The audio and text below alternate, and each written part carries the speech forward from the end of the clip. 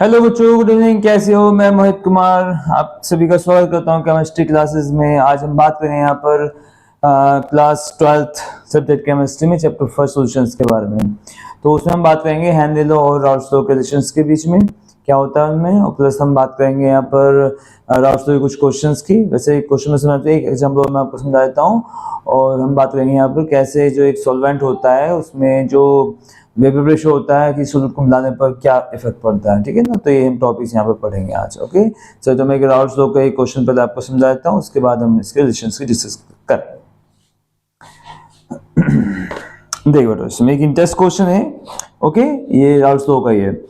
इसमें क्या आपका the vapour pressure of pure liquids A and B, आपके पास कोई आपके प्योर सॉल्वेंट्स हैं यहाँ पर, ये भी उनका 450 और 700 mmHg दिया हुआ है। इनका मतलब आपका वेपर प्रेशर है at 350 kelvin. Find out the composition of the liquid mixtures if total vapour pressure is 600 mmHg। Also find the composition of the vapour phase. तो ये क्वेश्चन आपको ये कुछ सोल्व करना है। ठीक है, तो देखो क्या पूछा है, उसमें क्या देखा पहले लिखे आप इसको। ठीक है, ये हमारे एक इंटरेस्ट क्वेश्चन चैप्टर फर्स्ट का। ठीक है, उसको आप देखना ध्यान से बनना इसको। तो वेपर प्रेशर प्योर लिक्विड शायद 1.8 या 6 में कंफर्म नहीं है। ठीक है, चलिए तो ये दिया हुआ, तो इसमें आपका जो प्योर वेपर प्रेशर प्योर मतलब ये मान लीजिए आपके पास प्योर सॉल्वेंट, मैंने आपको बता रखा है ऐसे प्योर सॉल्वेंट जो होता है किस जो क्या होता है जो हमारा P1 नोट होता है उससे करते हैं। तो मतलब P1 नोट हमें कितना दे रखा है, P1 नोट आपको दे रखा है यहाँ पर 450 mmHg के। ठीक है, और यहाँ पर जो P2 नोट है वो कितना है 700 mmHg, ये दे रखा आपको। ठीक है, तो कह रहा है कि find out the composition of liquid mixtures. तो find out the composition, composition मतलब क्वांटिटी है ना, मतलब अमाउंट है ना। तो यहाँ पर जो अमाउंट है वो किससे है, मोल फ्रैक्शन से है, बताया ना कि सोलबिलिटी वो मोल फ्रैक्शंस को डिनोट करते हैं। तो यहाँ पर आपको x निकालना, वो भी x2 x1 दोनों निकालना है आपको यहाँ पर। ठीक है, कंपोजिशन निकालनी है आपको। और क्या दे पूछा है, वेपर प्रेशर में दे रखा है, टोटल वेपर प्रेशर आपको यहाँ पर गिवन है, कितना दिया हुआ आपको, वो दिया हुआ 600 mmHg। ये आपके पास क्वेश्चन है, और इसमें आपको कह रहा है कि find out the composition of vapour phase में भी आपको निकालना है, मतलब जो मोल फ्रैक्शन है वेपर फेज में आपको निकालना है, मतलब y1 भी निकालना है और y2 भी आपको निकालना है, दोनों ही आपको ये निकालना है। तो ये क्वेश्चन हमारा। ठीक है, अब इसको आपको सोल्व करना है। तो कैसे करेंगे देखो जरा। तो देखो भाई, राउल्ट्स लॉ का फॉर्मूला आपको पता है, क्या है formula, P total equals to होता है P1 naught plus P2 naught minus P1 naught होता है x2 के। फॉर्मूला मैंने आपको समझा रखा है। ठीक है, तो अब इसमें क्या करना है आपको, ये चीज निकालनी है आपको x2। ठीक है, बाकी सब आपको गिवन है। ठीक है, तो बस इसमें वैल्यू पुट कर देंगे, बहुत आसान क्वेश्चन है, वैल्यू पुट करके सीधा से निकाल देते हैं। ठीक है, चलिए तो टोटल प्रेशर कितना है आपका 600 इक्वल्स टू P1 नोट कितना हमारे पास 450 प्लस P2 नोट कितना आपके पास 700 माइनस P1 नोट कितना आपके पास 450। ये आपको x2 यहाँ पर निकालना है। चलो निकालते हैं, तो कितना जाएगा 600 450 प्लस कितना जाएगा आपको यहाँ पर 250 बचेगा आपका x2 के। ठीक है, चलिए आगे सोल्व करते हैं। तो कितना जाएगा, इसको तो ले जाओ आप, तो ये हो जाएगा 250 x2 इक्वल्स टू हो जाएगा 600 माइनस कितना 450 के, कितना बचेगा आपके पास 150 बच गया। ये क्या है 250 x2 हमारा।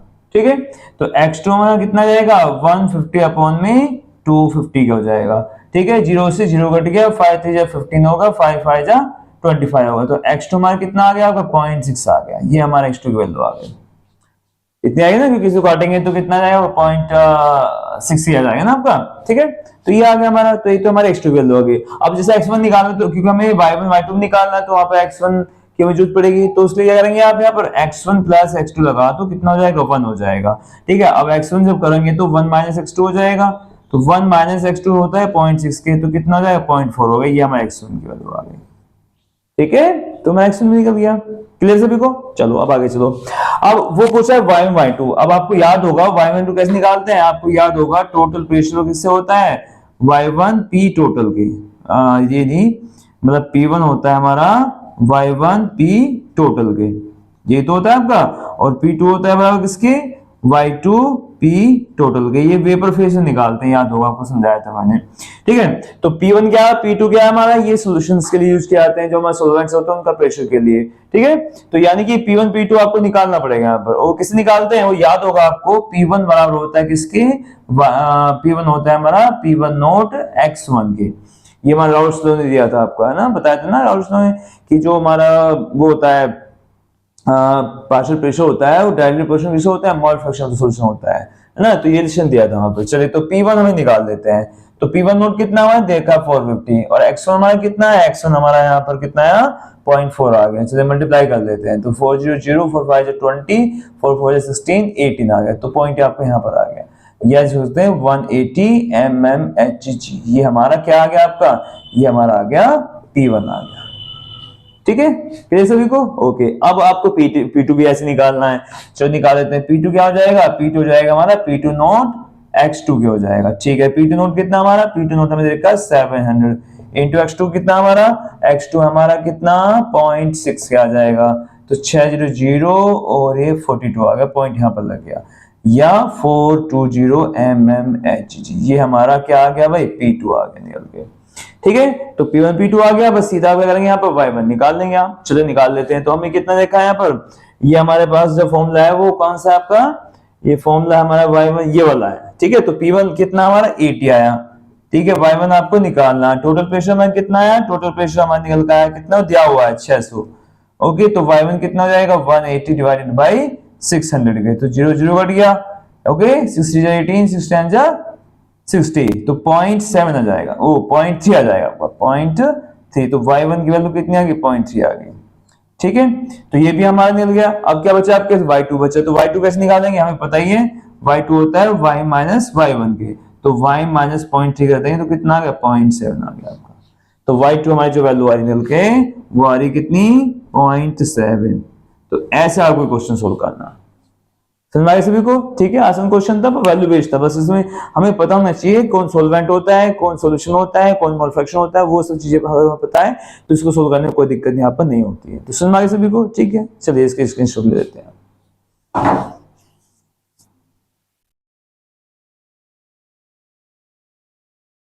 हो गया। चलिए आगे चलते हैं इसमें अब।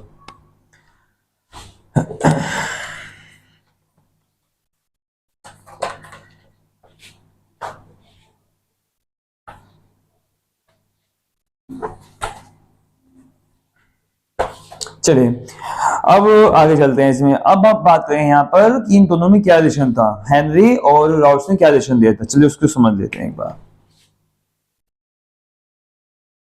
Relation between Henry and Raoult's law, Henry and Raoult's law, ठीक है। इन दोनों के बीच में यहाँ पर रिलेशन देखेंगे। तो देखो रिलेशन की बात करें तो आपको पता होगा हेनरी ने क्या दिया था, हेनरी ने क्या बताया था, हेनरी ने ये बताया था कि जो partial pressure of the gas is directly proportional to mole fraction of the gas, ये समझाया था। और हेनरी ने एक रिलेशन दिया था यहाँ पर, हेनरी ने क्या दिया था, अकॉर्डिंग टू हेनरी लॉ उन्होंने रिलेशन दिया था यहाँ पर कि P इक्वल्स टू होता है KHX, ये होता है P हमारा प्रेशर होता है, KH हमारा कांस्टेंट होता है और X हमारा मोल फ्रैक्शन होता है, ठीक है। और बात करें राउल्स की, राउल्स ने ये बताया था कि जो पार्शियल प्रेशर होता है the vapour pressure of the जो हमारा वो होता है solution is directly proportional to the mole fraction of the solution, इसके बारे में बताया था, ठीक है। तो राउल्स ने जो दिया था यहाँ पर वो क्या था हमारा, वो था हमारा P equals to P naught x के, ये दिया था, ठीक है। तो P इक्वल्स टू KHX ये हो गया हमारा, P इक्वल्स टू, अब दोनों सिमिलरिटी क्या है, सिमिलरिटी प्रेशर आपका बराबर है यहाँ पर सॉल्यूशन, है ना, ये प्रेशर सिमिलर हो गया और x भी आपका सिमिलर हो गया। आपको डिफरेंट क्या है, KH और P नोट हमारा डिफरेंट हो गया। तो यहाँ पर जो है केवल डिफरेंस जो था हमारा किसका था, वो जो डिफरेंस है हमारा वो क्या था आपका, डिफरेंस इज ओनली कांस्टेंट, ठीक है। अगर एग्जाम में पूछा जाता है तो उसमें बस कांस्टेंट का डिफरेंस होता है कि दोनों में एक में KH होता है एक में P नोट है, बाकी सब क्या होता है प्रेशर मोल फ्रैक्शन दोनों इक्वल होते हैं। इस पे सबको समझ आ गया ना, तो ये था हमारा इसके अंदर, क्लियर है भाई, बस इसमें यही था आपका। चलो इसको भी इसके अंदर लेते हैं आप,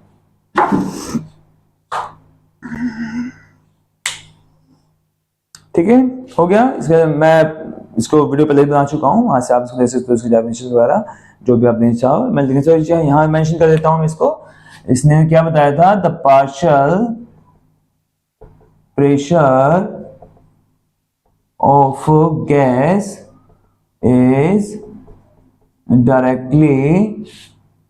directly proportional to the mole fraction of the gas। ठीक है, ये तो उनका गैस से रिलेटेड बताया था ना, gas solubility of gas in liquids एक तो बताया था। इसमें क्या था, इस अकॉर्डिंग लोग क्या था, the vapour pressure of solution is directly proportional to the mole fraction of solution। ये था हमारा, ये ऑप्शन दिया था, समझ में सभी को। ठीक है, तो ये सब जो हमारा रिलेशन में आता है, क्लियर सभी को। चलिए इसका भी स्क्रीनशॉट ले लें आप। हो गया।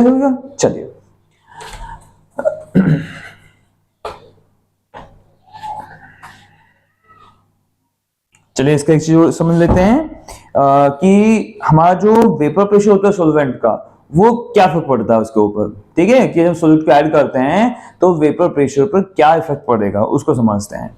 ठीक है, मतलब सॉलिड इन लिक्विड्स, यानी vapour pressure of solid in liquid. ठीक है, कि जब हम सॉलिड को लिक्विड में डालेंगे तो वेपर प्रेशर क्या इफेक्ट पड़ेगा। तो देखो आपको पता होगा, जब हम सॉल्वेंट की बात करें तो सॉल्वेंट, मान लीजिए आपके पास पानी है, पानी को आप हीट करिए, तो पानी को जब हीट करेंगे, बॉईल करेंगे, तो वहां से बहुत सारे वेपर्स बाहर निकलती हैं। ठीक है, लार्ज अमाउंट में आपके वेपर्स, जैसे पानी को आप गैस पर गर्म करेंगे तो वहां पर क्या होगा, आपके बहुत सारे वेपर्स वहां बाहर निकलेंगे। ठीक है, लेकिन जब उसमें आप कोई सॉल्यूट ऐड कर दोगे, मान लीजिए चीनी ऐड कर दो या सॉल्ट ऐड कर दो, क्या हो जाएगा, वेपर प्रेशर डिक्रीज हो जाएगा, है ना। क्यों, क्योंकि जो सॉल्यूट पार्टिकल्स होते हैं वो सॉल्वेंट के पार्टिकल्स से बाइंड कर लेते हैं, तो जिससे वहां पर वेपर्स थोड़ी वहां पर निकलनी कम हो जाती है। इसको एक एग्जाम्पल समझें डायग्राम से। मान लीजिए आपके पास कोई बीकर है, ठीक है, अब ये बीकर है और इसमें आपने वाटर लिया, प्योर सॉल्वेंट आपके पास, बिल्कुल ठीक है, ये आपके पास वाटर हो गया। अब इसको आपने हीट किया और इसको बंद कर दो गिलास जार से। मान लीजिए गिलास जार है, इसको आपने बंद कर दिया। मान लीजिए एक गिलास जार आपके पास है, ठीक है, इससे आपने बंद कर दिया। ये हमारे पास क्या है, वाटर है। अब आपने इसको हीट किया, बॉईल किया, तो हम देखते हैं इसे बहुत सारी इसमें वेपर्स निकलती हैं। ठीक है, ये वेपर्स आपकी, है ना, बहुत सारे यहाँ पर पार्टिकल्स हमें दिखाई देते हैं ना, ये वेपर्स आपकी। ठीक है, तो ये क्या हुआ, हीट करने में बहुत सारी लार्ज अमाउंट में देखें, क्योंकि प्योर सॉल्वेंट हो गया हमारा।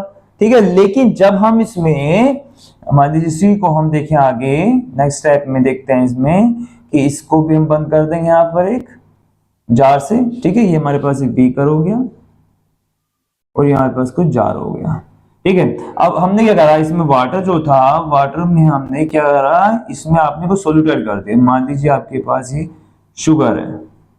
ठीक है, तो अब हम यहाँ पर क्या नोटिस करेंगे, अब हम ये नोटिस करते हैं इसमें कि यहाँ पर जो आपका ये वेपर्स है कम हो जाएंगे, क्योंकि सॉल्यूट ने क्या उसके साथ बाइंड कर दिया। ठीक है, तो इसमें जो वेपर्स निकलेंगी थोड़ी अब कम हो जाएंगी, वेपर्स के पार्टिकल्स बहुत ही कम यहाँ पर हो जाते हैं। ठीक है, तो ये सब चीजें हमें ये बताती है कि जब हम किसी सॉल्वेंट में कोई शुगर को ऐड करते हैं तो उसका प्रेशर यहाँ पर कम हो जाता है। ठीक है, तो मैं लिख देता हूं, when a solute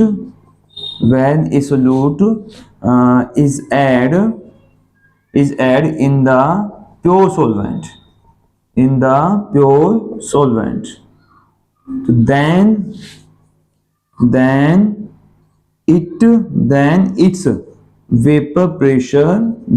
its vapor pressure will be decrease।